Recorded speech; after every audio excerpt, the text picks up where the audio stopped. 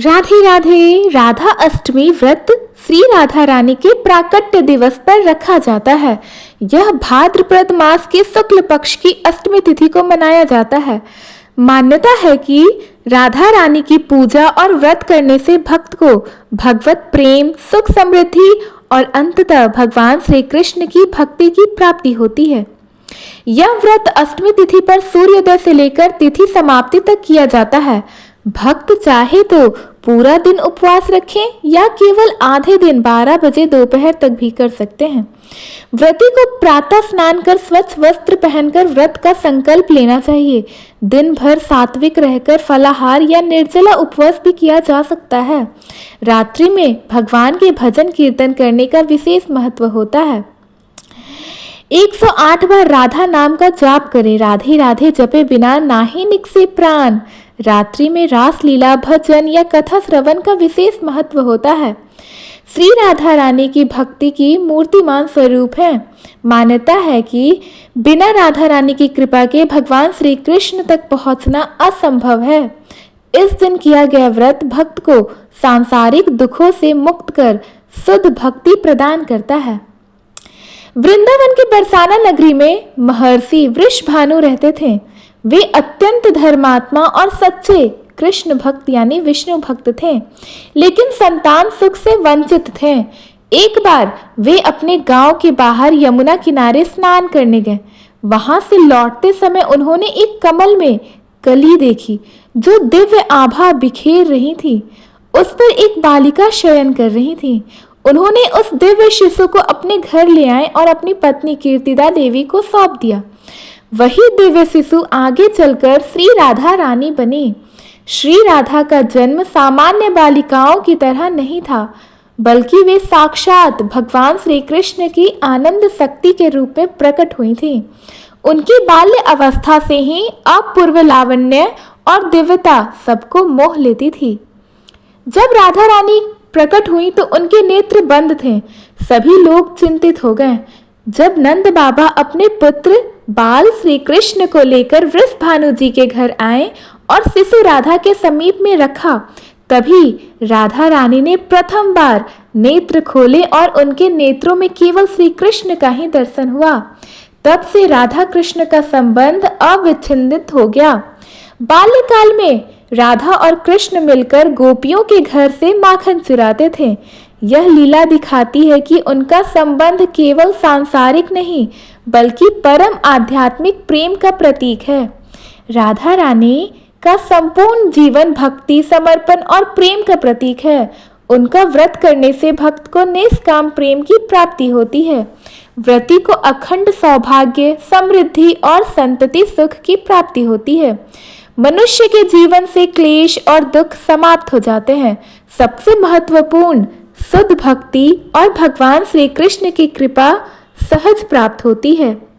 सार यह है कि राधा अष्टमी का व्रत आप पूरा दिन भी कर सकते हैं और आधा दिन भी कर सकते हैं, परंतु व्रत का मूल भाव यही है कि मन, वचन और कर्म से राधा रानी और श्री कृष्ण के प्रति पूर्ण भक्ति और प्रेम में बंधे रहें।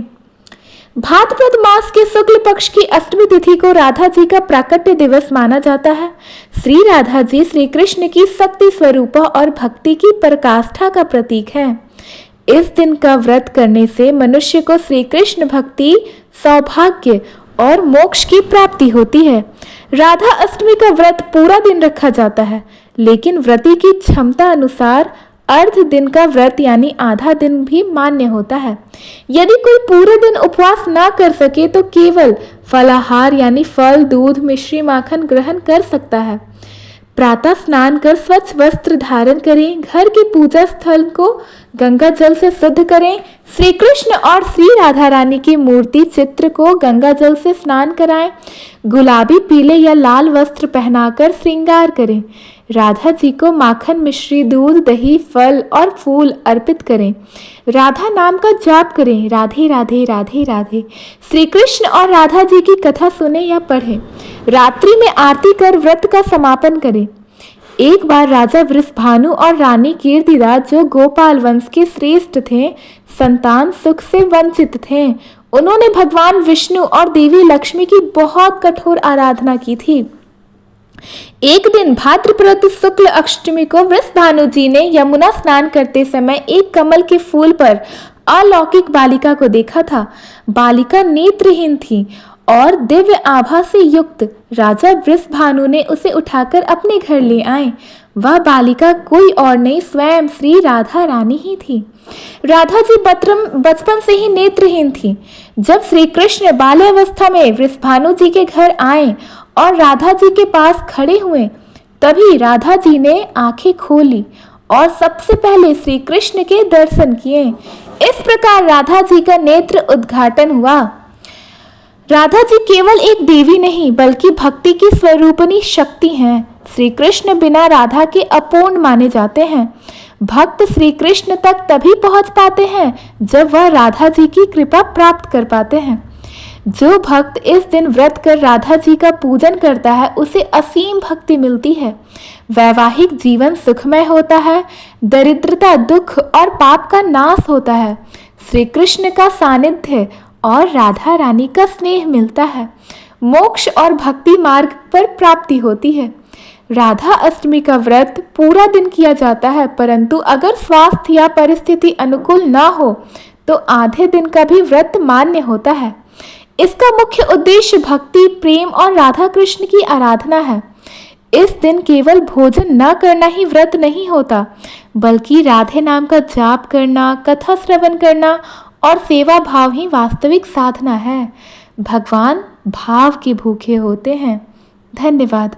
अगर आपको ये कथा अच्छी लगी, वीडियो अच्छा लगा तो प्लीज़ हमारे वीडियो को लाइक करें, अपने फ्रेंड्स फैमिलीज के पास शेयर करें और नए हैं तो हमारे चैनल को सब्सक्राइब करना ना भूलें। राधे राधे, हरे कृष्णा, श्रीमन नारायण। धन्यवाद।